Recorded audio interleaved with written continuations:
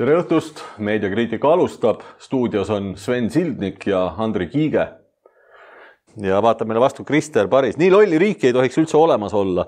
Jõuvõtete tuulest tuleb vaenukõne seadus ja Paris meenutab hea sõnaga siin veel Jaroslav Hašekit, keda meiegi oleme meenutanud sageli. Ja mis on siis tema jutu mõte? Tema jutu mõte on selline, et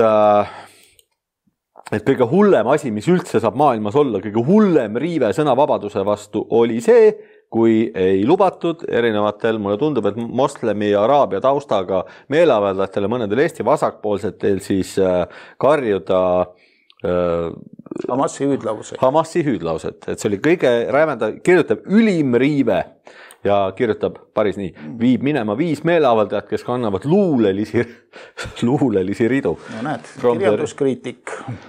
From the river to the sea, Palestine will be free. Ja põhjendab seda siis sellega luulet, et ilmselt teadsid enne eilset Eestis vähesed, et sama loosungit kasutab ka Gazat valitsev Hamas. Nii, milles on probleem? Et lühidalt juhatan sisse sellega, et lühidalt on siis asi selles, et võib-olla teadsid vähesed, kas need, kes skandeerisid, kas nemad teadsid sinu hinnangul? No kui lugupeetud ajakirjanik ütleb, et ei teadnud, no kuidas ma saan temaga vaielda. Sest tekib küsimus, kus nad sellele mõttele tulid üldse? See ongi nüüd suur, oleks nii, et maailmas oleks olemas 4 luulerida või 4 sellist stroofi üldse. Ja nad siis 4 valides, läheks välja, loeks natuke luuletus ja 4 luuletust meil on. Võtame selle, et tõenäosus on siis ütleme 25%, aga teades, kui palju on luuleridu. Siis tõenäosus see, et sa lähed nagu Hamasi toetavale üritusele, valid juhusliku luulerea ja see kattub siis Hamasi slõuganiga. Sa valid miljonite ja sadade miljonite ridade hulgas just selle sama, täiesti juhuslikult. Ma ei tea, keegi peab kedagi idioodiks. See on lihtsalt nii totter väide. Kõik on öeldud minu meelest, Sven väga hästi võttis selle kokku ja see on niivõrd ajuvaba, see on tõesti, see on lihtsalt, peetakse ilmselgelt idioodiks kogu avalikkus, kui sellist jama hakatakse ajama. Paraku, jah, inimesed, kes sa skandeerisid, me võisime kõik näha, seal olid väga selgelt terve hulk araabia päritolu, ilmselt araabia päritolu tunnustega inimesi, seal Vabaduse väljakul, kes siis järelikult on kas immigrandid või vahetusõpilased, ei tea, vahet ei ole. Selles mõttes inimesed, kes teadsid, mida see tähendab, ja ma võin kinnitada, et kõik araablased teavad, mida tähendab from the river to the sea, Palestine will be free. Kõik teavad, miks tegemist ei ole mingisuguse uue lausega, tegemist on väga vana lausega, mis pärineb 60-ndatest, selle võttis kasutusele vana hea Yasser Arafati juhitud Palestiina vabastusorganisatsioon või siis võib öelda Palestiina vabastusarmee. Terroristlik kirjanduslik rühmitus. Täpselt. Ja võttis selle rahulikult kasutusele ja haakus see slogan siis varasema Palestiina vabastusjõudude poliitikaga, mis seisnes täpselt selles samas, nimelt veel, kes siis ei tea, kui Iisraeli riik sinna loodi, siis võttis meile see enne ka jutt poole, et ÜRO võttis selle niinimetatud rahusobitamise enda peale otsuse, et hea küll, saagu mõlemad. Ja ehk juudid peavad seda maad omaks, siis oli järelikult nii palju rahumeelsete inimestega tegemist, kes mõtles, et okei, viimased 1500 aastat siin on elanud araablasi ikkagi väga palju, araablased olid siin viimased aastad elamuses. See on mingi argument, et hoolima sellest, et see ei ole ajalooliselt nende maa, nad ei ole põliselanikud, on nad siin elanud siiski 1500 aastat ja neid on miljoneid siin, me ei saa neid lihtsalt minema ajada. Ütleme niimoodi mõtlesid juudid, see on küll väärmiselt lihtsameele tagantjärgi mõeldes, aga mõeldi, et hea küll, saagu nii, meie saame Iisraeli riigi ja araablased saavad siis mingisuguse Palestiina nimelise riigi, kes siin on tulnud ja on hea küll. Ja olid nõus ja ütles, et ÜRO-le teeme ära, aga üllatus, ei olnud see nii nimetatud, isegi saaks öelda, et Palestiina nõus, sellega ei olnud nõus tegelikult selline asi nagu Araabia liiga. Ehk siis Egiptus, Süüria ja nii edasi, need riigid, kes siis mahitasid seda niinimetatud Palestiina projekti, ehk siis tegelikult iseenda riikidest pärinevate araablaste kogukonda, kes oli sinna juutide maale kogunenud, et need, kes ei tea, siis see nimetatud araablaste kogum, seal tänases Palestiinas tegelikult pärineb, on üsna uus ja suuremas osas pärineb ta viimasest 200 aastast, on ta pärit peamiselt Egiptusest, vähemal määral Alseeriast, aga üldiselt just nimelt seda Iisraeli maa-alasid ümbritsevatest Araabia riikidest. Ja see on ka põhjus, miks siis mingisugust Palestiina rahvast kui sellist ei ole olemas.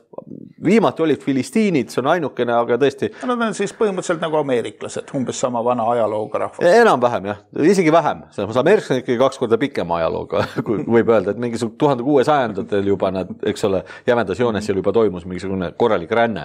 Aga tõesti 1800-ndatel, võib-olla 1700 lõpus tulid siis, pikem 1800-ndatel toimus see peamine ränne siis Egiptusest ja Alžeeriast sellele võrdlemisi tühja maanurka. Tõsi, enne seda olid varem seal umbes 1000 aastat ka erinevad Araabia hõimud, kuid mitte päris need samad Araabia hõimud, erinevate selliste väiksemate siis sultanaatide ja rändhõimude sellised dünastiad pesitsenud, kuid jah, neid vahetasid siis välja peamiselt Egiptusest ja Alžeeriast tulnud erinevad sisserändajad, sest vahepeal mingil hetkel justkui see maa ei olnudki nii paha seal.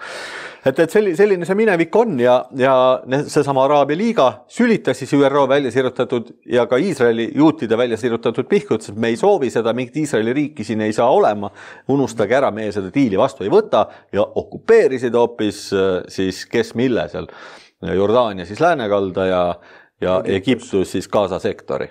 Nii et ja põhimõtteliselt siis kuulutasid sellega sõja, millega loodi tegelikult olukord, et lükati nii-öelda tehtud ettepanek, mille juudid olid valmis vastu võtma tagasi ja algatasid sellega sõja, mille järgnevates järelsõdades siis tegelikult juudid saavutasid võidu ja mille puhul võiks öelda, et võitja võtab kõik. Ja igasuguse rahvusvahelise tava järgi järelikult on võimalus siin juutidel ka puhtformaalselt või õiguslikult, ütleme siis, dikteerida oma tingimusi ja öeldagi, et minge kuhu tahate või üldiselt hakkate tegema seda, mida meie ütleme. Aga Iisraeli riik ei ole nii käitunud, nii et see hädaldamine üle kogu maailma sellest, kuidas Iisraeli riik seal okupeerib ja nii edasi, siis jah. Ütleme, et ma olen vahel kuulanud neid rahvusvahelise õiguse mingeid loenguid või asju. Üldiselt ongi isegi spetsialistid ütlevad ja otse välja, et jah, et meil on teoreetiliselt olemas selline rahvusvaheline õigus, aga et kuna et see õigus kehtib siis, kui sul on jõud. Kui sul seda jõudu ei ole, siis see õigus on teoreetiline. Seda me näeme tegelikult nagu väga palju. Et juudirahvas on selles mõttes õnnelik, et neil on see pikk kirjutatud ajalugu. Ja see on nagu annab sellist moraalset jõudu, aga kui ei ole tegelikku jõudu, siis tegelikult ei ole kasu sulle ei rahvusvahelisest õigusest ega sellest ajaloost tegelikult ju mitte midagi. Nii on, jah. Ja juudid on seda mõistnud. Et asi ongi väga lihtne, jõud on, siis sa ajad oma asja, kui sul seda jõudu ei ole. Mis praegu teeb olukorra võib-olla keerulisemaks ja ärevamaks on see, et suur liitlane Ameerika ikkagi nõrgeneb aega mööda. Ilmselt see annab ka jõudu nagu sellele islami poolele. Nähakse, et suur impeerium hakkab vaikselt nagu, näed, Afganistanis ei saanud hakkama, Süürias ei saanud hakkama, vaatame, eks ole, võib-olla ei saa siin ka hakkama. Et mulle tundub see nii olevat, et nad näevad nõrkust ja siis kohe. Eks neid toetab seal omakorda veel 1,2 riiki peale selle Araabia liiga, ilmselt veel keegi. Need on ikkagi päris palju selles mõttes, et tänaseks neid rahvaid, mis on põhimõtteliselt oma olemuselt Araabia riigid, on ikkagi ligi 20 ja ehk ei ole sellist ühte Albaaniast ilmselt ei ole suurt toetajat. Ei ole, aga siiski kogu Lähis-Ida üldiselt on täna suuremas osas Araabia kontrolli all. Araabia on Araabia riikide, ütleme selline ränne, seda peab vaatama laiema protsessina, jämedas joones 1500-aastase protsessina ja selle aja jooksul on nad ikkagi siginenud väga kaugele, nad on hõivanud just väga palju käib Araabia, ütleme, ta ei ole nagu ei kattu täielikult, aga ta käib üpris palju, käib arabism või selline Araabia diaspora ja islam, kas sunni või siia või ka erinevad alam seal, ma ei tea, salafistid, vahabistid, nende selline levik käib ikkagi väga käsi käes, nii et see on ikkagi üpris tugevalt seostatav. Ka need riigid, mis ei ole otseselt Araabia riigid, on tegelikult väga tugevalt arabiseeritud, nagu Iraan, millest me rääkisime, eks ole. Ja teine asi ju, Põhja-Aafrika oli ju vanasti kristlik, Egiptus oli kristlik. Kõik need Maroko ja mis seal kandis on. Räägimata Egiptus oma ajaloost, eks ole, oma religiooni ajaloost. Et see kõik ju kaob, kui islam sinna sisse tuleb. Kadus võib öelda, seda võib vaadata kui fakti, sest igal poole, kuhu islam on sisse tulnud, islam ikkagi ei näe nii-öelda teist, ta ei säilita. Seal ei ole pluralismi, seal ei ole sallivust, seal ei ole mingit progressi. ja see tuleb siis ikka islami sellisest totalitaristlikust olemusest, et ta hõlmab kõiki elutahke. Ta ei ole mitte ainult religioon, vaid ta on ka elukorraldus ja tsiviilkorraldus ja seaduste kogu ja nii edasi. Ehk et ei ole islamiriikides nii-öelda põlisrahvastele, põliskultuuridele või ka põliskeeltele lihtsalt ruumi ja senine siis islami levik seda tõestab. Ja keegi, ma ei mäleta enam, kes seda kus kirjutas, et minu meelest see oli terane tähelepanek, et räägitakse, et üldiselt kõik need usud muutuvad tolerantsemaks ja leebemaks ja et Nõukogude võim ka ju muutus ikka natuke pehmemaks aga islami ajalugu minu arust ei vastu tõele, islami ajalugu vastupidine. Ei ole näha, et ta muutuks pehmemaks et pigem ta ei muutu pehmemaks ja huvitaval kombel on hea, et sa mainid seda, et me võime siin küsida, et näiteks kui religioossed on näiteks need samad palestiinlased, kes on täna siis siin tähelepanu keskmes ja huvitav on see, et just nimelt Gaza sektori põhimõtteliselt on niimoodi, mida kehvem on seis ja mida siis pingelisemas pingekoldes, seejuures ekspansiivses pingekoldes moslemid asuvad, seda religioossemad nad on, sellepärast et religioon annab sulle teatud mõtestab su elu ära ka siis, kui puuduvad ilmselt majanduslikud tingimused. Aga ta on väga tugev nagu selline ideoloogiline tugi sulle sõjaolukorras. See on ikka, ega inimesed ka, kes tavaliselt kirikus ei käi sõja ajal läksid sinna teise maailmasõja ajal Eestis näiteks. Ja täna on niimoodi, et Gaza sektorist umbes 93% on sunniidid seejuures, kui küsida erinevalt palestiinlast, et kui võrrelda näiteks läänekalda araablasi, ma ei taha öelda palestiinlased, see on juba ise vale, see on nii-öelda valetamine. Läänekalda araablased on oluliselt liberaalsemad, kui nii võib öelda, kui Gaza sektori araablased. Gaza sektori moslemid on ikka üsna konkreetselt sellised, kui mitte sunni äärmuslased, siis üldiselt seal on šaria, on ikkagi see, mis nii-öelda on. Läänekallas on selles mõttes, seal on rohkem sellist sunni, mis on ütleme Egiptuse stiilis, kus käskusid keeldusi ei võeta nii tõsiselt, enne abielu tehakse igasugust tsirkust, juuakse, tehakse nurga taga tobi ja nii edasi, aga jämedusjoones käiakse ikkagi ka mošees ja vahel palvetatakse, et Gaza sektoris on asjad teisiti. Nad ikka peavad 5 korda päevas ära käima. Ma arvan, et seal vist ei ole väga palju kompromisse võimalik teha. Ei ole. Ja selline see on, nii et võtame sellega kokku selle Krister Parise lolli jutusest ülimast riivest ja sellest, kuidas tõesti ei olnud kellelgi aimugi, mida see tähendab. Ei, Kristi Okva teadis täpselt, mida see tähendab. Isegi Birgit Poobu oma, ütleme nii, et mitte kõige võib-olla, ma ei tea, kuidas seda teadust nimetada, mida ta teeb. Vahet ei ole, et oma vähestest teadmistest soolimata, ütleme siis nii, seda kindlasti pidi teadma.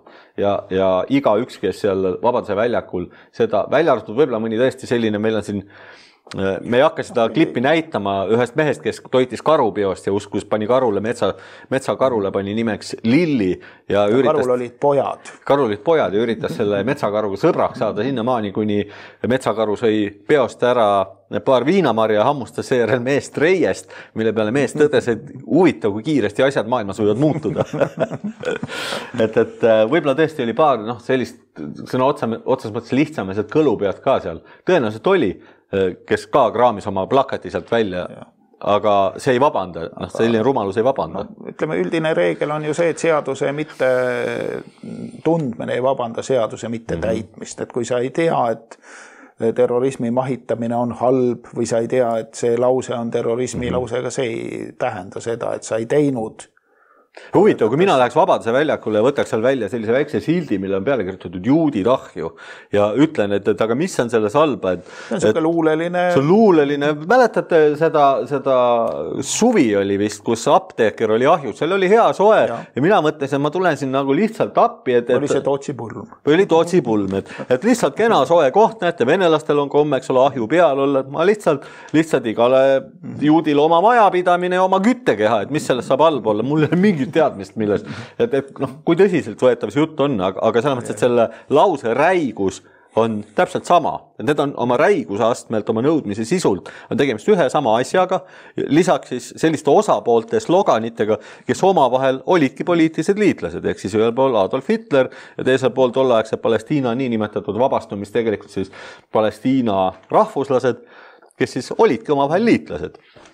Ütleme, et ega siis see ei ole ainult juutide ja araablaste konflikt või kes iganes neid seal, kuidas neid ka nimetatakse palestiinlasteks, et araablastel on konflikt alati kõigiga. Ja see konflikt laheneb siis, kui seda teist poolt enam ei ole. Või see teine pool on vastu võtnud islamuusu. Üldjuhul käib see niimoodi. Täpselt nii. Ja et konflikt ongi selle rahureligiooni normaalne olukord. Ja kõik need Põhja-Aafrika riigid ja pärvised, kellest meil siin on olnud juttu, või siis Albaania, kõik läheb niimoodi. Bosnia. Ja, seal ei juhtu midagi muud. Lihtsalt kõik asendub kas vähem või rohkem vägivaldselt islamiga. Nii on. Ja see puudutab ka meid. See puudutab Euroopat, see on Malmöös ja Pariisis on see lähemal kui meil. Aga me nägime siin alles siis, kui see Hamasi kallal toimus, et see on paljudes suurtes Euroopa linnades juba väga-väga lähedal. Eriti Londonis, kus me nägime, siis oli erinevate väljaannete sõnul mitusada inimest kogunenud tänavatele ja need mitusada inimest suutsid ära täita põhimõtteliselt ruutkilomeetreid, sama palju maad, ütleme, suure kondiga aktivistid. Et Eestis mahuks samale pinnale, ütleme, mitusada tuhat inimest, nii palju oli Londonis. Laulupidu täpselt, et laulupeo suuruse maa-ala suutsid ära täita. Viinis, eri kohtades, Pariisis, me teame, et see on juba ammu probleem. Aga et me jõuaksime, siis vaatame mõned valed. Aeg oleks seda probleemi nüüd teadvustada, mitte seda süvendada ja kinni mätsida. Proovime sellele kaasa aidata, vaatame mõned valed veel läbi, mida on meile siis püütud sisse sööta. Kaarel Kressa Delfist ja loomulikult tänased kõik kliendid on meil Delfis, sellepärast, et ei olnud eriline üllatus, et järgmised nii-öelda, kui vaikivad ühed aktivistid, siis teised vasakaktivistid tulevad nende asemele ja Kaarel Kressa on siis üks selline, kes kirjutas kokku sellise loo, mis ka sisaldab valesid suurel hulgal, et need valed ei ole nii idiootsed ja ütleme sellised nii hüsteerilised, võib-olla kui Anders Härmi omad ja nad ei ole, seda sama sõna võib kasutada Krister Parisi kohta, need on siin manipulatiivsemad, aga need on siin ka ja hästi kiirelt püüan ära markeerida, mida siis Kressa kokku kirjutab. Kressa üritab selgitada, et miks tohib öelda Palestiina vabaks, aga mitte jõest mereni, ehk siis ma ei tea, miks tohib öelda, et ma ei taha isegi neid, ma juba enne tõin selle ebameeldiva paralleeli, et miks ei tohi juute seostada küttekehadega, aga tohib, ma ei tea, seostada autodega näiteks. Et kirjutab, et algne hüüdlause pärineb 60-ndatest ja nii edasi oli muidugi araabia keeles. See kõik on õige, aga millest ei kirjuta, et kellelt ta pärineb? PVO-lt. Mis on PVO? Mis asi oli PVO? See oli terroriorganisatsioon, mida mingil ajal mahitasid kommunistid. Täpselt nii. Nii et pärineb terroristidelt, kes ei tea, mis on PVO, see lugegu Yasser Arafati elulugu, saab teada kohe ka Fatahi kohta, keda esitatakse täna sellise rahumeelse jõuna Palestiinas. Sellest veel täna jõuan paar sõna rääkida, tegemist on ühe sama kehaga põhimõtteliselt. Fatah siis loodi tegelikult terrorirühmitusena, olid seal paar liidrit, kellest me kõik teame Nobeli rahupreemia laureaati Yasser Arafati ja mis oli Palestiina vabastusorganisatsioon ehk inglise keeles Palestine Liberation Organization, teise nimega võib-olla tuntud ka kui Palestine Liberation Army. Tegemist on peaaegu ühe sama asjaga, tegelikult kaks erinevat fraktsiooni, võib öelda, et kaks erinevat jõuku, aga üldiselt ühe sama juhtimise ja rahastuse all, nii et väga jämedas joones ühe sama asjaga. Fatah oli siis väiksem, üks selline bandiitide grupeering nii-öelda või terroristlik organisatsioon, mis saavutas siis selles liidus.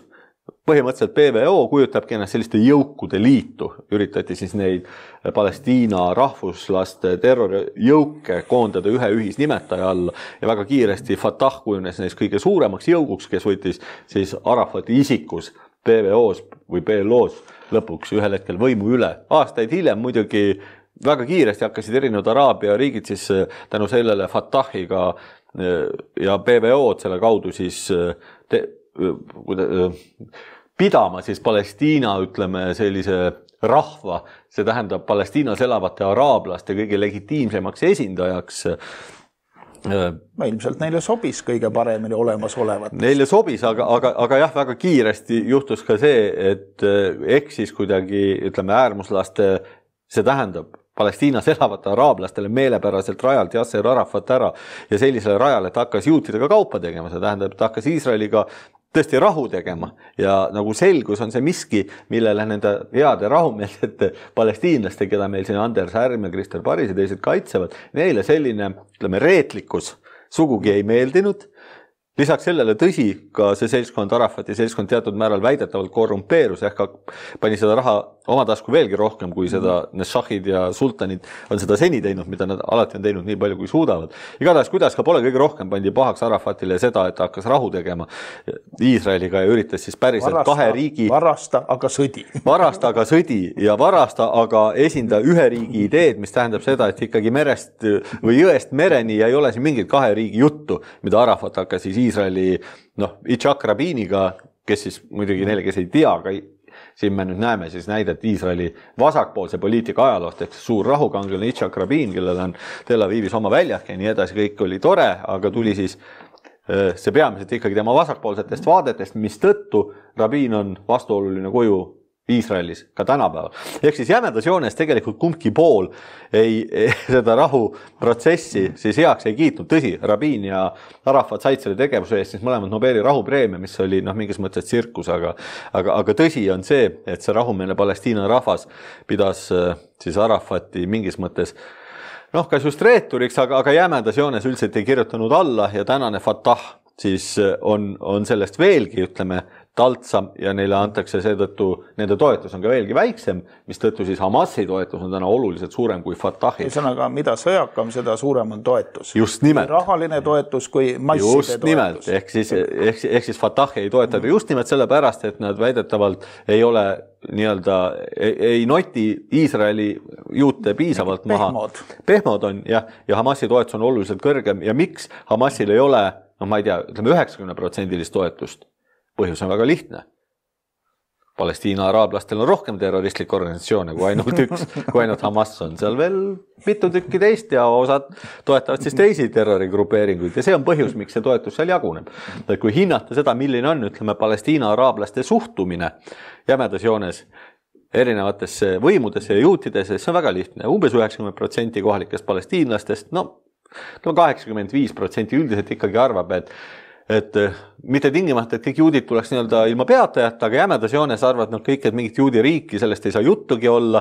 Juudid, neil ei ole õigust ja vähe sellest, et neil ei ole õigust, nüüd nad on neid rõhunud, nad on kõikides maailma hädades süüdi ja neid üldiselt tuleb neid rohkem rünnata sõjaliselt ja tuleb pingutada selleks, et ülejäänud Araabia riigid ka mõistaksid, et nad on vaja appi tulla ja alustada suurt püha sõda juutide vastu, et parem juba niipidi kui teistpidi. Et selline on üldine hoiak, valdav hoiak Palestiinas, nii et jutt liberaalsetest palestiinlastest on jutt sellisest taltsast karust nimega Lilli, keda võib peost siis toita selliste viinamarjadega, kellega saadakse sõbraks metsas. Nii kaugeni ta sööma hakkab seda uut sõpra. Just. Kuni ta reiest hammustab. Selline on meie analüüs sellest jutust, et mis puudutab siis Palestiina vabaks ja mitte jõest mereni. See on umbes selle asja taust. Mina annaksin head nõu meie terrorismi toetajatele. Kui te tahate terrorismi toetada, siis alati luules on täpsus. Nimetage see jõgi. Pärnu jõest Musta mereni või siis Volga jõest Jäämereni. Keegi ei saa teid kõik saavad aru, mida te tahate öelda, aga keegi ei saa teid vangi panna. Veidi loovust, veidi detaili, veidi kainet mõistust. Ajakirjanduses öeldakse sageli, et pealkirja teeb tegusõna. Tegusõna tuleb alati välja kirjutada. Kui me räägime jõest mereni, öelge ka tegusõna. Millest on jutt? See tähendab siis... See alutuskäigust jõest mereni või on millestki muust, millest me räägime täpselt? See peaks olema siis kalifaat jõest mereni, ma saan niimoodi aru. Kus on kalifaat, seal ma saan aru, Iisraeli juutidele vist kohta ei ole. Ja nii edasi, igal juhul Kaarel Kressa kirjutab siin seda laadi manipulatsiooni terve posu kokku, mõned kiired näited, näiteks räägib, et enne seda nõudsid palestiinlased kahe riigi asemel ainult ühte, mis ulatuks jõest mereni, aga jätab rääkinata, et siis selle samast, mis riigist on jutt, Sven just selle sõnastas ära. Läheb edasi siin Kressa oma juraga. Liberaalsete palestiinlaste sõnul tähendaks see lihtsalt seda, et mõlemale rahvale kehtiks ühe riigi sees ühesugused kodanikuõigused. Kaks koomikat ühes lauses, esiteks, kes on liberaalsed palestiinlased, kas need on... Need on mõõdukad pealõikajad. Mõõdukad pealõikajad, just. Karud nimega Lilli, kes söövad ainult viinamarju ja sedagi peost. Et tõesti, ütleme, selliseid karusid ilmselt metsast leiab rohkem kui liberaalsed palestiinlasi. Võib-olla mõned ka on, aga üldiselt on neid vähe. Ja jutt sellest, et nagu tahaksid need liberaalsed palestiinlased mõlemale rahvale ühist riiki, kus rõõmsalt koos elatakse, see ajab lihtsalt naerma. Ma arvan, et see liberaalse moslemiga või moslemlusega on nii, et seda ilmselt ei saa olemas olla, see on iseenda vastand, see on oksüümoron. No muidugi. See lihtsalt ei tule kõne alla, see süsteem ei talu liberaalsust, see sõdib liberaalsusega. Kui sa oled moslem ja ilmutad liberaalseid ilminguid, siis ma ei tea, võib-olla võetakse käsi maha, võib-olla pea. No kindlasti ei vaata ja muftid ei vaata sellele hea pilguga, kui sa tuled seal liberaalset jutt ajama, sellel ei ole ruumi. Islami üks selline nagu töökindlus ongi see, et ta ongi selline nagu ta on, ta ei muutu ja kui keegi üritab muuta, siis ta peab kaduma mingil kombel. Täpselt nii. Samal viisil läheb siin siis edasi veel pikalt, näiteks lauset ka tänapäeval on jälle tugevnenud üleskutsed, et kui Palestiina riiki niikuinii ei tule, elagu siis palestiinlased samas riigis, mis juudid. Esiteks ei ole tugevnenud sellised üleskutsed, see on jama ja üldiselt palestiinlased ju võiksid elada põhimõtteliselt Iisraelis tänu sellele, et Iisraelis on tegelikult araablastel, moslemi araablastel võimalik elada. Et Iisraeli juudid tegelikult nii palju on suuremeelsed, et ehk nad ei võimalda araablastel osavõttu kohustuslikust ajateenistusest ja väest, siis nemad erinevalt araablastest ei plaani kõiki araablasi ajada merre. Et ka täna on siis Iisraeli riigi rahvastikust ligi 2 miljonit põhimõtteliselt araabia moslemid, kes seal elavad ja naudivad üldiselt enam-vähem samasuguseid õigusriigi hüvesid nagu kõik juudid, välja arvatud siis osavõtt sellest väeteenistusest. Ma ei tea täpselt, kuidas on seal, milline on nende täpne valimisõiguse selline statuut. Igal juhul neil ei ole mingit probleemi, keegi neid tohutult ei diskrimineeri, ammugi ei tapa. Meil ei ole e-valimisi.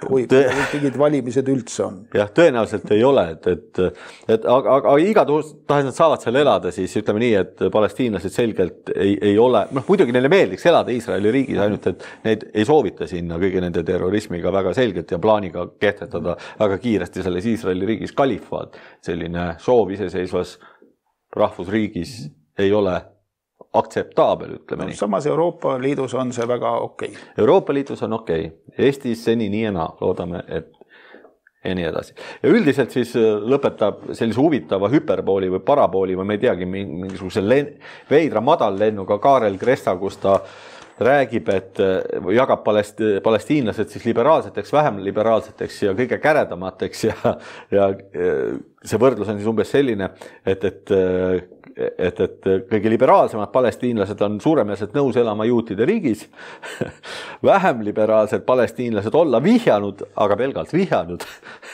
Ma ei tea, kas ütleme erinevate loosungitega, ütleme terroritegude tegemine või lihtsalt meeleavaldamine on vihjamine ilmselt, et tegelikult leiaks siis ilmselt ikkagi aset enamiku, see tähendab siis selle ühise riigi puhul ilmselt leiaks, võib-olla leiaks aset enamiku juutide vabatahtlik lahkumine.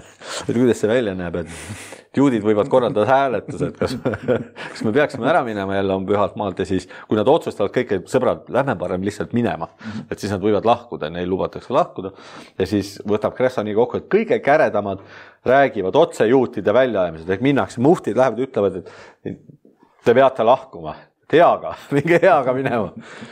Aga jah, et sellised lood tõesti, kõik need on muidugi valed, tegemist on piinlike valedega, sellepärast, et üldiselt käib seal jutt ikkagi sellest, et see on tüüpiline vasakpoolsete jutt, mis räägib mõõdukast islamist, mida mina kujutan ette mõõduka pealõikamisena, mingit muud moodi mulle pilt ette ei löö. Et sellist asja pole olemas, seda ei saa olemas olla, kui see oleks kuskil olemas, siis oleks seda näha. Sellist asja nagu mõõdukat. Kindlasti ei ole mõõdukat, et see tõepoolest, see on jah, selline mõõduka pealõikamise selline narratiiv. See selgitab. Aga ei ole. Tahaks, et oleks, aga ei ole. Jämedas joones veel tehakse siin kiire ülevaade sellest lausest siis jõest mereni. Ja käsitletakse seda natukene vihakõne kontekstis siin, on mõttetu, ka meil on siis natukene olnud siin nüüd arutelu, ütleme osade konservatiivide puhul ka, kes on hakanud arutlema, et see justkui probleem oleks vihakõnes, et kui räägime sellest Vabaduse väljakul toimunud meeleavaldusest, et politsei justkui kasutas seda vihakõne argumenti ja need, kes on vihakõne vastu, justkui peaksid võitlema printsiibina selle eest, et kõikidel seejuures ka vasakaktivistidel on õigus rääkida ükskõik mis Eesti riigi vastast juttu või inimsuse vastast juttu või mida iganes. Ja mina tahan sellele kohe vastu vaielda eos, et jutt ei ole vihakõnest, antud juhul tegemist ei ole vihakõne probleemiga, et ei ole probleem selles. Ikkagi terrorismi probleemiga. Ja meil on terrorismi probleemiga, tegemist ei ole sellega, et inimesed. Terrorism ei ole liberaalne ja kui ta on liberaalne, terrorismi probleem on tapmine. No täpselt, et see on inimsuse vastane tegu, et ei ole see probleem, et meil läksid head inimesed, läksid Vabaduse väljakule või halvad inimesed ja siis neid mindi vihakõne jutuga kiusama. Ei, see ei ole vihakõne, mida nad tegid, nad korrutasid seal Hamasi terroriorganisatsiooni loosungeid, mis on teadvalt 60 aastat vanad terroriorganisatsiooni loosungid ja avaldasid sellega toetust, hoolimata sellest, et nad ütlesid, et me mõistame hukka, avaldasid nad oma järgmiste loosungidega ikkagi toetust Hamasile ja ütleme. See on sama hea, kui sa lähed välja, ütled, et ma mõistan mille siis kommunismi hukka ja siis võtad välja plakati, et Nõukogude Liidu lipu ja Stalini lipu. Ja hakkame küüditama. Ja, võtta Stalini loosung, ütles Stalin oli õige mees. Nii-öelda mõistan hukka, aga käin Stalini näopildiga. Et see ehkki see ei ole otse Eesti riigi vastane sõnavõtt. Eestis on mitu, ütleme isegi mitte ainult Eestis. Tegemist on terroriga, mis on kõige muu vastu peale islami. Lihtsustatult seletades. Just, ja siin on väga, küsimus ei ole isegi. Ja kuna Eesti ei ole islamiriik, siis see on ka Eesti vastu. Just, et minu jaoks ei ole küsimus õigus. Me oleme osa läänest, me oleme valinud Ameerika poole, mida me loodame. No minu jaoks ei ole küsimus üldse õigus, see ei ole nagu õigus küsimus antud juhul vastustada nii-öelda seda, et tulevad vasakaktivistid, kes hakkavad esitama Hamasi loosungid Vabaduse väljakul. Tegemist on minu meelest ühiskondliku ja pigem moraali küsimusega, et miks peaks eestlane oma kodulinna väljakul taluma väga selgelt vaenulikku jõu ja saati veel siis terroriorganisatsiooni toetamise aktsiooni, et see on lihtsalt ebamoraalne, see on Eesti kõikide eksistentsialistlike huvidega vastuolus.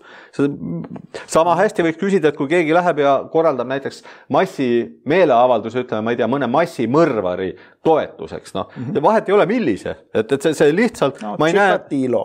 No Tšikatilo täpselt, et ilma mingi ideoloogiata. See on lihtsalt inimsuse vastane tegu, ilma et seda peaks kuidagi nüüd hirmsasti tõlgendama, et kui keegi hakkaks nõudma õigust, ma ei tea, Tšikatilo vabaks, siis ma arvan, et kui politsei reageerib sellele sellisel viisil, et otsustab, et tegelikult see läheb sellisest, mul on raske öelda, kuidas seda õiguslikult nagu, isegi kui politsei teeks trahvi, aga lihtsalt vestleks nendega ja ütleks, et see on lubamatu. Meil on üks kummaline seaduse säte, mis ütleb, et kõik asutused, lepingud, mis iganes, mis on vastuolus heade kommetega, need lõpetatakse.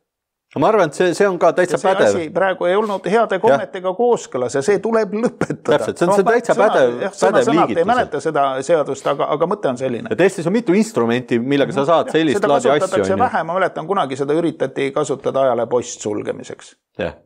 Lihtsalt on vastuolus heade kommetega. Üks vastuolu on riigi huvidega ehk riigivastane tegevus, mida ta antud juhul minu meelest ei ole, kuid vastuolu heade kommetega kindlasti inimsuse vastaste kuritegude pooldamine. Ja meil on ju see, et häiris, avalikus kohas häirib näiteks Nõukogude Eesti lipp. Smuul, eks ole, ei häiri seal selja peal, lipp häirib. No ilmselgelt ju häirib selline terrorismi toetamine, on ta siis, mis ta iganes on, luuleline või vähem luuleline.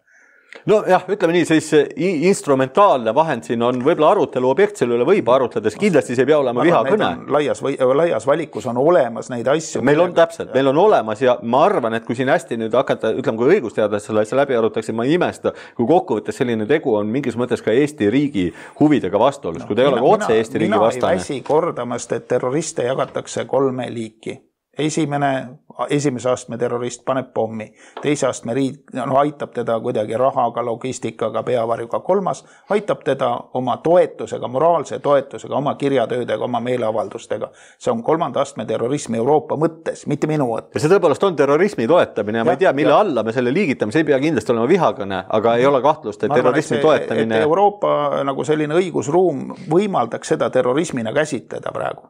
No pole kahtlust, selles mõttes, et seda 3. astme.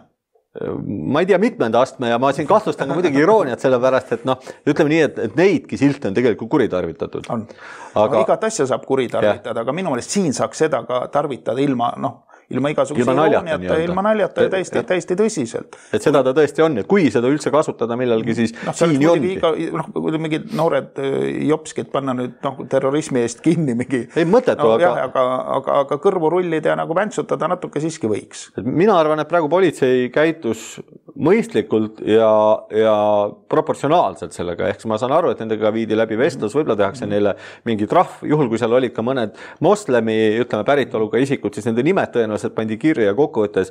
Siin ma ei oska paha sõna öelda, et politsei on siin nähtavasti võtnud ekspertiisi. Politsei ei ole ise määratlenud seda, mis oli selle lause sisu. Mis on väga mõistlik. Ja mis on väga mõistlik.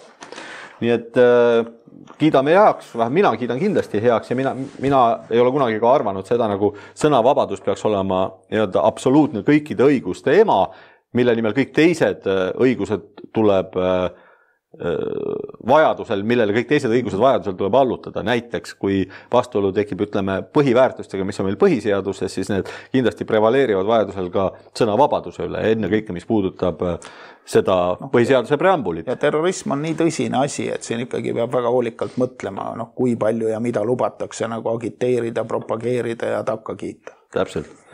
No nii, meil on aega hirmsasti kulunud, sest teema mõistagi tervikuna on ka mahukas, et üht-teist me oleme saanud täna ära rääkida.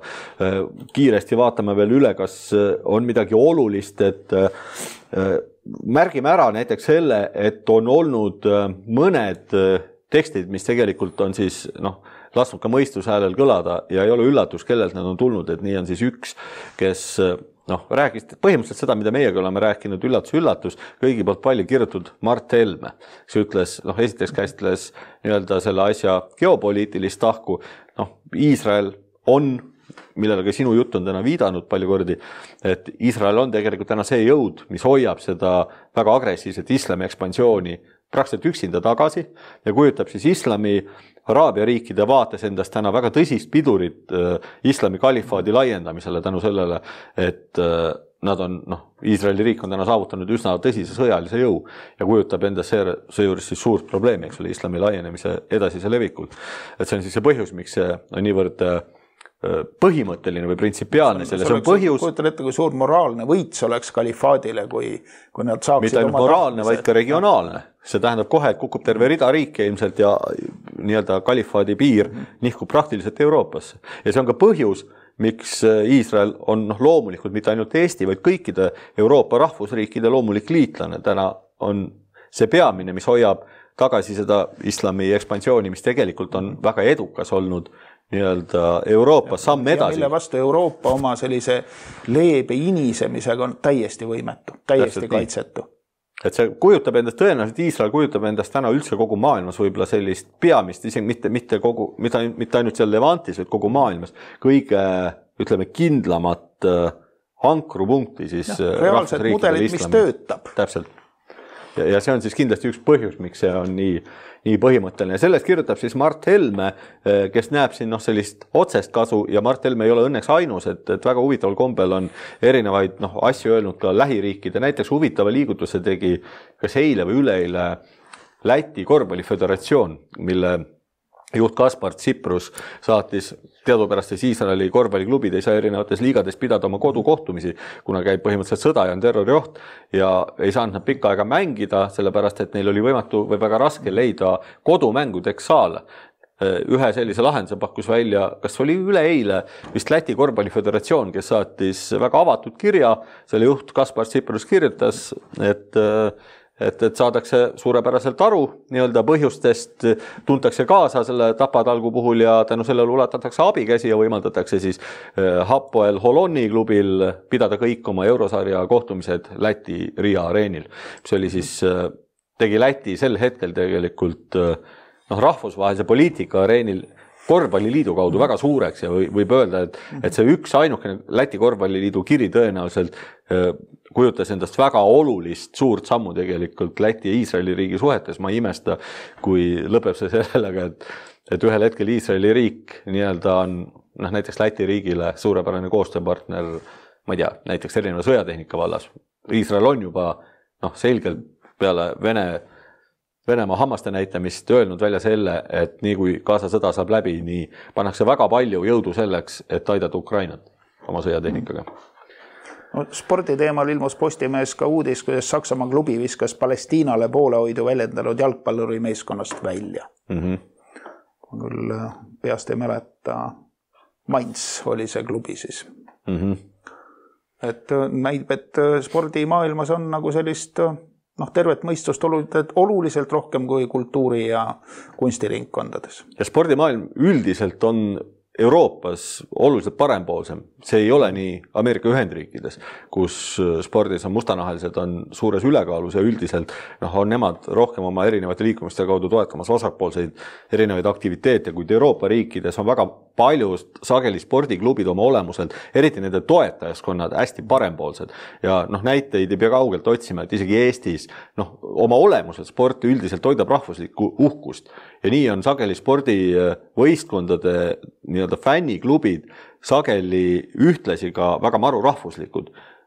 Tuleb see just sellest, et esindataksegi ju kogu rahvust ja isegi Eesti jalgpallihaigla on traditsiooniliselt olnud üks asi, mis teeb Eesti jalgpallile tõsist au, on olnud äärmiselt rahvuslik alati. Mitte olles erand, sellepärast, et see kehtib väga paljude Euroopa riikide osas. Just jalgpallifännide osas. Nii et müts maha selle eest. Sul on õigus selles mõttes. Et sport on see, mis mingis mõttes hoiab sellist rahvuslikku lippu kõrgel ja see on oluline. Aga veel kiire pealevaade, meil on siin siis teine autor, kui me mainisime ära veel lisaks Krister Parisele, mainisime ära Kaarel Kressa, kelle võib põhimõtteliselt kirjutada siis vasakaktivistina punaste tähtedega kõikides ajaloo annaalides ja ei ole küsimust, et tegemist on vasakagendat, vasakpropagandat edastava tendentsliga autoriga, siis samasugune autor paistab olevat Elisabeth Wiel, viimastel päevadel üsna tundmatu nimi, järjekordne Delfi noor autor, kes siis viimastel päevadel on terve erinevad trobikonna tendentslikke ja Hamasile sümpatiseerivaid, vähemalt kaudselt sümpatiseerivaid käkke kogu käkerdanud. Ja neist üks vaatab meile vastu, pealkiri on väljendusvabaduse ekspert. Loodan, et Palestiina toetajad kaebavad politsei otsuse edasi. Ja juba pealkiri lõhnab halvasti, sellepärast et kohe tekib küsimus, kes on väljendusvabaduse ekspert, selline asi ei tähenda. Milles tema töö võiks seisneda? Mida ta on varem teinud? Milliseid väljendusvabaduse juhtumeid on menetlenud ja kuidas? Minule ei meenu. Ei meenu. Ja võiks ka muidugi siis, automaatselt tõusetub ka küsimus, et kellega on tegu. Sest juba eos lõhnab see asi halvasti ja neil, kes kahtlustavad, neil on õigus.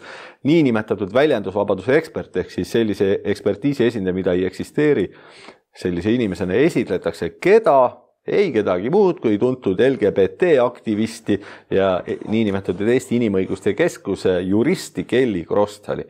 Ehk siis Kelly Krostal, hariduselt jurist, kes peamiselt on siis keskendunud LGBT ehk siis identiteedipoliitikate esindamisele, on siis tegelikult jutuks. Ehk tegemist ei ole mingisuguse väljendusvabaduse eksperdiga. Väljendusvabadus on nagu me teame miski, mida just nimelt LGBT inimesed ründavad. Ja väljendusvabadus on ikkagi väljendub kindlates vormides, on see siis ajakirjandus, kirjandus, muusika ja kui tekib mingisugune vajadus ekspertiisi järgi, siis pöördutaksegi kas ajakirjanduseksperdi poole, kirjanduseksperdi poole või muusikaeksperdi poole, nii lihtne see ongi. Täpselt. Homoeksperdi poole ei ole tarvis selles küsimuses pöörduda. Ja kus see viga nüüd sisse lipsas, kas see homoaktivist ulatas ajakirjanikule visiitkaarti, kus oli peale kirjutatud, et ta on väljendusvabaduse ekspert või siis keegi toimetusest või autor ise siis pani sellise tiitli, et see isik tunduks nagu usaldusväärsema ja selge manipuleerimine. See on selge manipuleerimisvõte ja ei ole ka raske arvata, millest räägib see sisu. Sisu räägib sellest, üritab Kelly Krostal siis pisendada vasakaktivistide poolt kasutatud Hamasi loosungid sellel ja üritab selgitada, nagu tegemist ei oleks Hamasi loosungiga, vaid hoopis karuga nimega Lilli, kes jällegi viinamarju peost. Need terroristid on selline väiksed terroristid, nad tapavad ainult väikseid lapsi. Ei ole tõsine asi. Mõõdukad päid lõikavad nad tuimestusega ja sedagi mitte igal ühel, vaid ainult igal teisel ja nii edasi. Ja siin on kohe näha, et mõned asjad, mida siin väljendusvabaduse ekspert jutumärkides Kelly Krostal siis räägib, leiab, et lause from the river to the sea, Palestine will be free ümber tuleks maha pidada tõsine tõsine arutelu, ma ei tea, kelle vahel, kas see peaks toimuma juutide osavõtul, kas see peaks toimuma ka Palestiina. Kas tuleks ka laibad kaasata sellesse vestlusesse, istuvad ümber laua, iga teine on surnud. Jah, need peata laibad või siis maha tapetud laibad seal Noortefestivalilt, võib-olla Yasser Arafatile, lahkunud Arafatile sõna anda või siis tuleks seda pidada kelle vahel. Siin Eestis väljendusvabaduse ekspertide vahel, sellisel juhul me kindlasti võime ennustada, millised on tulemused. Aga jah, üldiselt ma ei saa aru, miks see peaks... Koos viibijad. Meil ei ole ju kellegi terrorismi vastu midagi. Kes meist ei tahaks olla maha tapetud? Kuidas see vestlus peaks käima? Ja mis on see vestluse eesmärk? Et kas selle vestluse eesmärk peaks olema leppida kokku selle lause tähenduses ja seejärel hakata veenma selles Iisraelis elavaid juute ja omakorda ka kõiki Palestiina araablasi. Eestis pole midagi terrori vastu. Aga mis... õppige, saage aru, olge rohkem avatud, võtke rohkem tolerantsi. Ja võtkem lihtsalt selle luuleline kõne, et unustage see juutid, et võib-olla hakkame, oleme kõik sõbrad, sellist juttu tahtes. Suremine rikastab. Suremine on ka kogemus. Ja läheb samas vaimus edasi, et ütleb, et pühapäev toimune oli väga suur sekkumine inimeste õigusesse meelt avaldada ja avaldada toetust siis terroriorganisatsioonidele, kindlasti see oli sekkumine sellesse õigusesse, aga ma ei tea, kas selline õigus on inimestel, ma arvan, et ei ole. No ikkagi terror ei kuulu nagu selliste inimõiguste hulka. No ei, täpselt. Ma ei ole lugenud, vist inimõiguste deklaratsioonis minu meelest ei olnud. Ei ole, aga ei ole ime, kui varsti on, sellepärast, et ÜROs üldiselt on juba see nii kaldu see pilt seal islamiriikide poole, et ei ole ime, kui varsti sinna selline asi pannakse sisse. Ja siis ühesõnaga Krossla soovib, et seda arutletakse, ehkki siin midagi arutleda ei ole, sellepärast, et nagu juba täna korduvalt räägitud, siis see lause on, mis ta siis kokku on, 60 pluss aastat vana ja selle lause tähendus ei ole ebaselge ei araablastele ega ka mitte juutidele, et see kõik on ammu läbi arutatud. Ja teadmad, ütleme piltlikult lolli mängimine, teesklemine nagu ei teataks, mida see tähendab siin Eestis, me siis jätame ilmselt saate lõpuks mängima selle klipi karust nimega Lilli, et see on siis jällegi sinna Hilda kuulub muinasjutt. See on hämmastav, kui abitud on vasakpoolsete hädavaled. Kui rumala mulje see nendest jätab. Täpselt nii. Tehku seda edasi. Et enamus neist valedest me oleme nüüd siis läbi käinud, et üks on veel, mis tuleks mainida, siin ei jõua enam väga süvitsi minna, aga üks autor, kes kindlasti tuleb veel kirja panna kui radikaalne vasakaktivist ja selleks on siis keegi Eiki Berg, mina ei ole temast varem kuulnud, tegemist on Johan Skytte instituudi rahvusvaheliste suhete professoriga, veel üks niinimetatud politoloog, lisaks siis Birgit Poopuule, kes on tõmmanud maski maha ja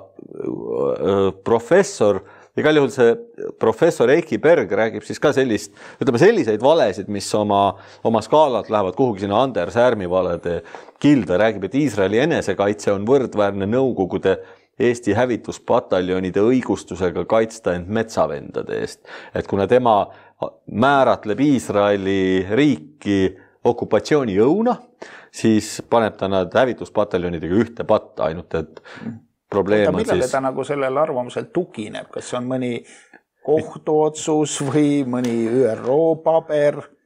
Tal midagi siin esitab, aga see, mida ta esitab, see just nimelt räägibki iseenda eest, et võtame siit kohe näiteks üht-teist ka lahti. Ja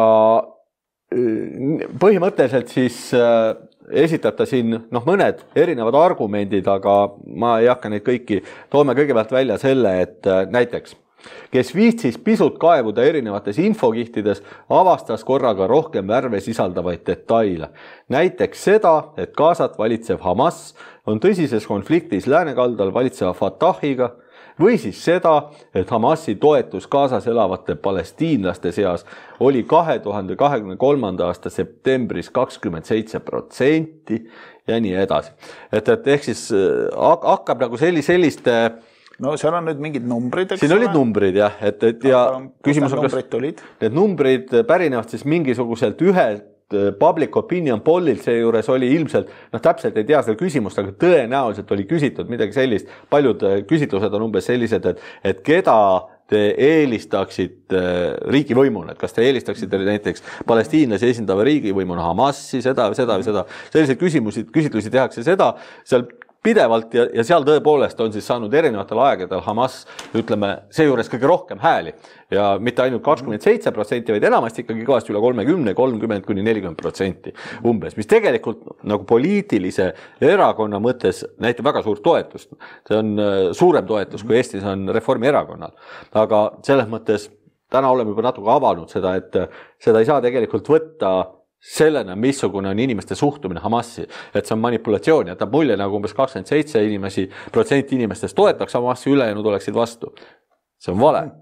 Et tegelikult on nii, et mingit laadi positiivset suhtumist Hamasi erinevate uuringute väitel, ja siin on selle jaoks ka mõned slaidid, näitab siis hoopis teistsugune number ja üldiselt, mina olen uurinud nüüd seda põhjalikumalt, ma võin öelda, et see number jämedas joones on umbes selline, et umbes 70% inimesi üldiselt kiidab Hamasi tegevuse araablaste seast heaks. Umbes 70%. Väga jämedas joones, et kui vaadata seda, et kui suur protsent araablaste seast kiidab heaks üldse, ükskõik millise terroriorganisatsiooni, kohaliku terroriorganisatsiooni tegevuse, siis see number on veelgi kõrgem. Et kõige väiksem toetus poliitilistest jõududest hetkel tundub, ma ei tea, kas ta isegi kõige väiksem on, võib-olla ta on Islamic džihaadiga umbes võrdne Fatahil, aga põhjus siis, nagu me juba rääkisime selles, et ollakse liiga liberaalselt, ei tapeta juute piisavalt, täpselt. Ja siin siis mõned näited selle kohta, siin ei ole raske, igaüks võib ise guugeldada, paljudes suurtes väljaannetes on selle kohta ilmunud igasuguseid erinevaid käsitlusi, siin on näha, see pärineb vist Le Paisist, ühest Hispaania suurimat päevalehest, et kokku 57% kaasalastest näitasid somewhat positive opinion of Hamas ja nii edasi. Et ka see lugu algas sellisest manipulatsioonist, kuidas otsest nagu toetust pakkus neile võib-olla seal 38%, aga kui selles asjasse süveneda, eks ole, siis arvud muutuvad teissuguseks. Siin läheb edasi.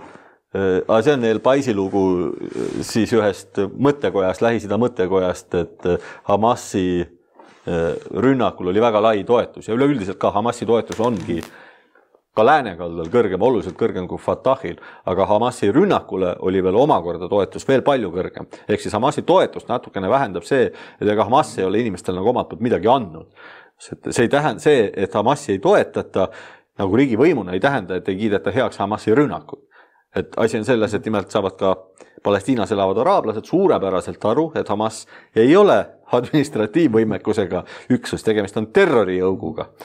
Ja ehkki nad ajavad valdav osa, 80% araablaste, Palestiina araablaste meelest õiget asja, ei soovi nad sugugi, et see sama Hamas moodustaks riigivõimu.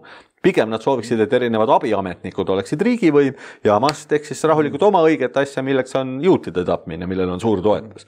Selline on üldine see sentiment seal, aga Heiki Berg siis üritab edastada valet sellest, nagu Hamasi toetus oleks väikene, võib-olla seal veidi üle 20–28% kandis, tuues välja ühe kuu, kus oli põhimõtteliselt otsides välja cherry picking siis ühe ainsa kuu, kus tõesti oli alla 30% toetus neile kui poliitilise võimule, mis tervikuna see on täiesti naeruväärne manipulatsioon. Raske nagu aru saada, et kuidas saab õpetlane tulla lagedale sellise jamaga, ehk et kui sa oled korra käinud Iisraelis või siis rääkimata sellest, et Palestiinas sa oled natukenegi kursis, piisab ühest kõnest, et aru saada, et ühest telefonikõnest ükskõik millise kohalikuga, et see on vale. Igaüks saab sellest aru, et see on vale. Igaüks teab, milline on, iga kohalik, vähemalt iga Iisraeli juut üldse teab. Jutu mõte siis oli, et tõestada, et need Eesti intellektuaalid või avaliku elu tegelased või transvestiidid, kes siis terrorit toetavad, on eksiteel.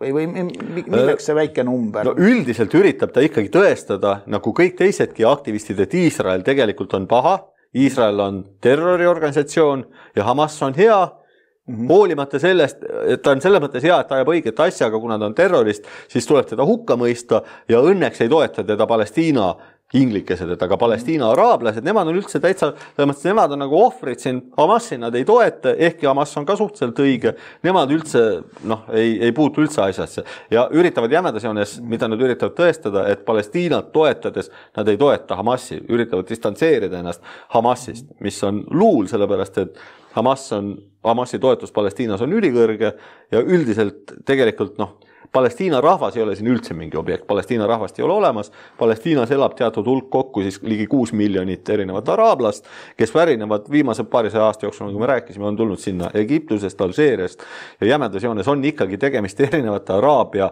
riikide või siis võib ka öelda, et mitte ainult riikide tingimata, riik on üks asi, aga islami usk on teine asi. Tegemist on jämedas joones ikkagi islami ekspansiooniprojektiga võtta nii-öelda kontroll järgmise piirkonna regiooni üle, kasutades siis selleks sinna sobivalt emigreerunud teatud hulka araablasi, kes seal täna elavad. Esitada neid justkui nüüd mingisuguse rahvana, nüüd on loodud müüt siis Palestiina rahvast, tegelikult sellist rahvast ei eksisteeri, põhimõtteliselt on tegu nende samade väljarändajatega ja siis sellele appelleerides üritada siis erinevate maailma mõjuorganisatsiooni, nagu näiteks ÜRO ja muude rahvusvaheliste suhete kaudu siis saavutada seal järgmist väikest Araabia riiki, millel siis hakata taotlema järjest suuremaid tunnustusi ja nii edasi. Et see on see, mis toimub, ehk siis toimub globalisatsiooniprotsess, antud juhul on tegemist islami ekspansiooniga, täpselt. Aga tegemist ei ole enam ammu eriline saladus, et Eesti ja üldse maailma vasak, võib öelda sotsialistid on olnud juba 100 aastat moslemite liitlased, nii kaua kui nad on elanud, on nad algus sellepärast, et mõlemad natsionaalsotsialistid olid ikkagi ka sotsialistid. Jah, ja ka nemad olid moslemite liitlased. Selles asjas oli tegemist liitlastega. Täpselt, et kaotasid tol hetkel, olid totalitaristlikud, globalistlikud režiimid, mis taotlesid globaliseerimist, selles suhtes olid sarnased nii Stalini režiim, eks ole, kui Hitleri režiim, mis tõttu ei ole ka eriti veider, et nad väga kergesti mõlemad leidsid. Eks kõigil oli oma maailma revolutsiooni projekt, nagu nüüd Klaus Schwabil ja muudel sellistel. Põhimõtteliselt, jah. Aga tegemist oli liitlastega ja on siiamaani liitlastega, mitte midagi muutunud ei ole.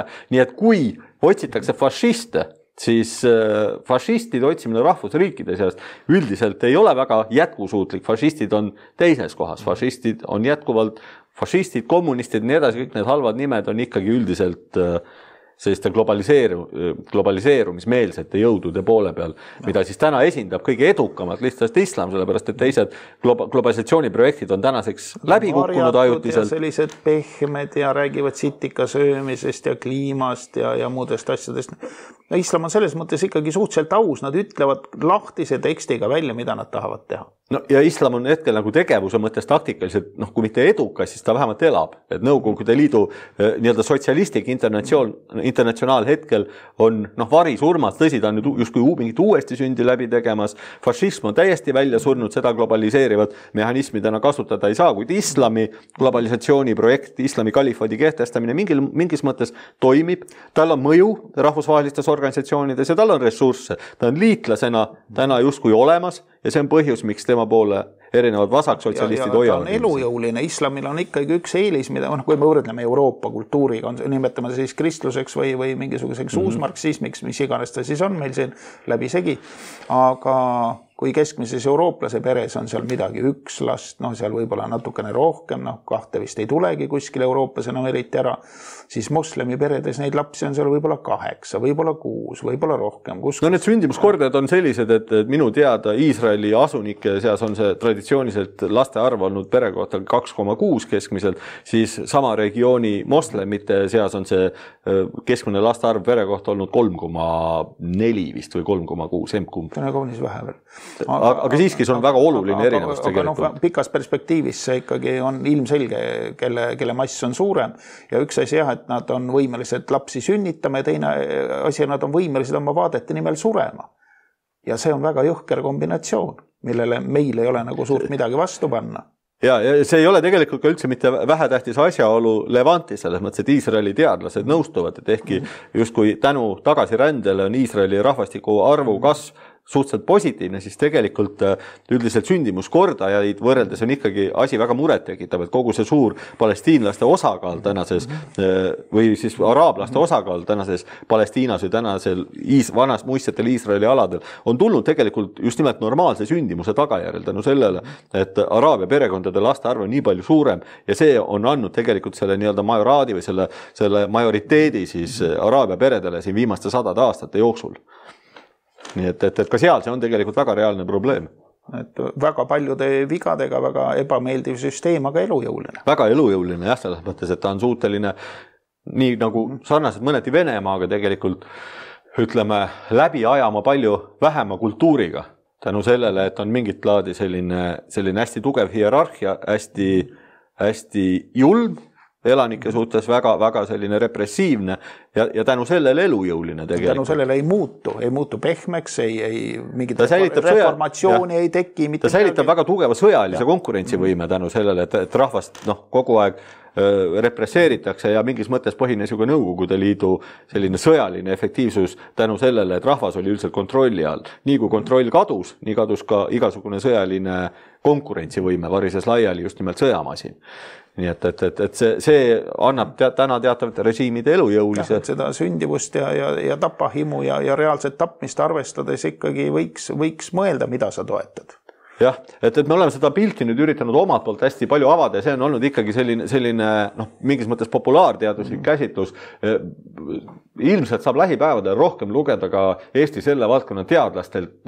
Nii on erinevad teadlased mitte väga palju rääkinud, aga võiksid rohkem rääkida näiteks siin ka meil oma orientalistid, ütleme kas või Sumeri uurijad, kes siis selle piirkonna ajalugu on uurinud, kas või Peeter Espak näiteks, Vladimir Sazonov ja teised ja ma loodan, et nad lähitulevikus kirjutavad veel natukene rohkem siin erinevaid asju, et üht-teist nad on ka öelnud, aga meedia mitte ei leia, aga ei otsi neid piisavalt üles. Võib-olla nad ei ütle seda, mida meedia ootab. Just nimelt. Nad ei ütle seda, mida meedia ootab, osa meediast. Seda leiab täna lihtsamini, kuidas see oli väljendusvabaduse ekspertidel? Soorose homoadvokaatidelt. Nii et küsimus on tõsine ja inimestel tuleb olla selles küsimuses ilmselt tähelepanelik. Aga siin muud ei ole, kui jällegi üritada oma parimast äratundmisest lähtuvalt ise lugeda ja seejuures lugedes siis otsida ikkagi tõsiseid allikakriitiliselt, teha endale mingi valdkond selgeks ja siis hakata võib-olla arvamusi ja hoiakuid kujundama. Ja viia ennast terrorismiga kurssi ja ohvritega. Täpselt. Ja selle taustaga, ajaloolise taustaga, demograafilise taustaga, kogu selle pildiga, just mis puudutab Lähis-Idat, paljud inimesed, kes võib-olla ei ole seni mõelnud, et mis selle Lähis-Ida, miks kogu aeg räägitakse Lähis-Idast, et mis on selle asja tähtsus, siis võib-olla see tänane saade või need 2 saadet, mida me oleme siin, kus me oleme nüüd üritanud seda mäsusid veel natukene lahti harutada, mida võib-olla on väsitav kuulata, aga mis tasub ennast ära, on natukene avanud seda minevikku. Ma tõmbaks tänase saate veel sellega kokku, et lõpuks me oleme kõigest rääkinud, me oleme rääkinud, ütleme, fragmentaarselt siit, fragmentaarselt sealt, aga seda asja võimalik ka üldistada, et prooviks selle probleemi piltlikult öeldes korra vaadata sellele probleemile kõrgemalt, mitte nii detailselt ja sellise üldise moraali seisukohast, et milline on sinu arvamus, kui anda mingisugust sellist üldist moraali pilti või sellist mõista, ütleme, 10-lauselist moraali kohut selle olukorra üle, mis seal siis toimub Levantis, miks on see oluline, kellel on mis kasulik või mis värk on, kui sa võtad selle asja kuidagi kokku? No ma ei, ütleme... Milline on sinu mulje? Minu mulje on ikka see, et kel jõud selle õigus ja kes tahab, et tal oleks õigus, see kasvatagu musklit. Mõlemad pooled ju kasvatavad musklit, juudi pool on seda väga hästi teinud, murjanid nüüd teevad seda, kohenevad, Ameerika vaikselt nagu nõrgeneb ja see ongi selline olukord, kus sul võib-olla varsti seal Iisraelis polegi kellegi peale loota peale iseenda.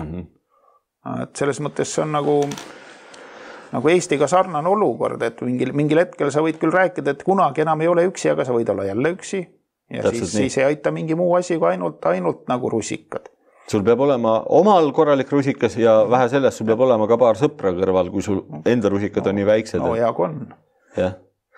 Mina olen ka nagu vaadanud seda ja mina vaatan seda mitte kui inimesena, kellel on, ma ei tea, siin või seal 1 või 2 juudi sugulast, vaid kui Eesti rahvuslane. Ja minu meelest see, mis toimub seal Levantis täna, see Gaza ja Iisraeli konflikt on selles mõttes väga lihtne, et kaklus käib ühe maatüki pärast ja kaklevad 2 erinevat rahvast, kelle puhul siis nüüd selleks, et aru saada, kellel on mingis mõttes õigus või kellele moraalset õigust anda, tuleb siis hinnata, kellel kui palju õigust sellele maale on. Ja kui hinnata, kummal siis rohkem õigust on, siis ühel juhul on juudid, kes väga kokkuvõtlikult on siis selles maanurgas pidanud seda maanurka omaks umbes 4000 aastat ja teisel puhul Araabia hõimud, kes on sinna üsna hiljuti siginenud tänu sellele, et peale 2500 aastast perioodi seal elamist ja võitlus selle maa eest õnnestus Rooma riigil nad sealt lõpuks sõdadega välja kõrvetada ja maha lüüa. Ja üritavad, minu silmis on siin olukord lihtne selles mõttes, et ühed on põlisasukad, teised ei ole. Tõsi, nad on elanud seal ikkagi tänaseks 1500 aastat, mis on võrdlemisi pikk aeg, mis annab neile mingisuguse õiguse, kuid minu silmis see õigus ei ole võrreldav juutide õigusega sellele maale, kus kõikide kohtade nimed on nii-öelda juutide pandud ja kirjutatud põhimõtteliselt erinevatesse religioossetesse teostesse. Aga võtame Ameerika, seal on ju ka päris elanikud, indiaanlased, aga musklit ei ole. Musklit pole, õigus oli, aga musklit polnud. Minu mõelest on neil täpselt samasugune õigus nagu juutidel elada omal maal, aga elavad reservaadis ja joovad. Ja juudid peksti siis põhimõtteliselt välja Rooma impeeriumi poolt ja peale seda, kui oli rännatud põhimõtteliselt olude sunnile põhimõtteliselt 1000 aastat erinevates Euroopa riikides ja õpitud, et on väga oluline, et sul oleks oma kodumaa. Kui sul ei ole oma kodumaa ja sa elad suurte diasporaadena võõrastes riikides, siis, ja eriti kui sa seal oskad veel olla edukas, on väga lihtne minna tülli kohalike elanikele. Kohalikele elanikele on õigus pidada sind ka omakorda kutsumata külaliseks, hoolimata sellest, et võib-olla sinu suhtes pandi toime ülekohus. Ja juudid kogesid seda paljudes riikides, aga eriti Venemaal, eriti Ukrainas, eriti Saksamaal, me teame, et põhimõtteliselt on tegelikult juutide tung tagasi Levanti nende ajaloolise kodumaale ikkagi põhjendatud või põhjustatud peamiselt sellest, et nad võõrastes riikides, kus nad nii kui nad edukaks osutusid, nii põhimõtteliselt üritati neid sealt lihtsalt maha tappa. Olgu siis Saksamaal kas tegemist holokaustiga, Hitleri projekt oli ikkagi väga konkreetne, aga tegelikult Tsaari Venemaa hiilgas. Tsaari Venemaa pogrommid olid ikkagi väga tõsised ja Ukraina pogrommid olid täpselt samaväärsed. Tegelikult Ukrainas valitsenud juudi viha ei jäänud sellele alla sugugi. Ja neid kohti oli veel Euroopas. Aga see sai juhtuda ainult sellepärast, et juudid säilitasid oma kultuuri, kui nad rändasid maailmas ringi. Aga võtku eeskuju eestlastest. Vaatame, kui pärast sõda, eks ole, see sõja järel läks või sõja lõpus läks põlvkond välismaale laiali Rootsi, Ameerikasse, kui palju oli kirjanikke, kes kirjutasid eesti keeles. Oli neid, kes olid juba kirjanikud olnud Eesti ajal. Aga nende lapsed? Neist suurepärased Ameerika ja Kanada kirjanikud. Järgmist põlvkonda mõni üksik kirjanik ja kolmandat põlvkonda enam ei tulnud. Et see näitab seda, et kui tähtis on, et ühel rahval oleks tegelikult mitte ainult oma rahvusmüüt, vaid ikkagi religioon. Eestlasi kuskil taga kiusatakse või et nad oleksid edukad, sest nad sulanduvad ahvi kiirusel. Juba väga sageli vanemad ei õpeta oma lastele eesti keelt, sest laps peab olema edukas. Ja selleks ei räägi ta eesti keelt, vaid ta räägib seda keelt, mis siis vaja, rootsi keelt. Elga Nõul on selle kohta väga, väga toredaid selliseid novelle, kuidas eestlane seal ise ennast häbeneb või teisi eestlasi ja see on need on valusad ja sellised väga, väga, väga realistlikud lood. Seega Iisraeli juutidel on, kellelt õppida, kui nad peaksid ühel hetkel otsustama kollektiivse enesetapu kasuks ja nad tahavad väga kiiresti anda selle maa ikkagi üle erinevatele araablastele, siis eestlaste moodi tuleb lihtsalt unustada kohe igasugune religioon, siis kaob ka igasugune identiteet, lisaks sellele tuleb harjutada orjameelsust ja mitte hakata mässama. Kohe sulanduda, püüda isegi teha rohkem, kui küsitakse nii-öelda kõrval oleva impeeriumi poolt nii-öelda, kui Rooma impeerium tuleb ja ütleb, et tehke siit siiani, siis ametnik peab veel ise juurde kirjutama, et sellest on vähe. Juurde tuleb maksta, juurde tuleb küsida. Sellised lood, sellega võtame meie tänase saate kokku. Võib-olla on ka eestlastel midagi, mida õppida hoopis juutide käest. Võib-olla eestlastel, nii nagu on siis ka Mart Helme tegelikult soovitanud, võib-olla eestlastel tuleb vaadata, osata vajadusel vaadata ka õiges suunas alt üles ja panna midagi kõrva taha ja äkki annab see siis pikas plaanis meile ka mingit tuge, et rahvana siiski kõigest hoolimata mitte välja surra. On meid ju tegelikult täna sama palju põhimõtteliselt, kui oli juut oma 2000 aastat tagasi. Nemad on täna alles hoolimata sellest 2000 aasta eest oli ka neid ainult pea miljon või pisut üle. See tähendab, et miljonine rahvastingimata ei ole määratud ju välja suremisele. Nende sõnadega täna täname ja kohtume taas nädala aja pärast. Kohtumiseni.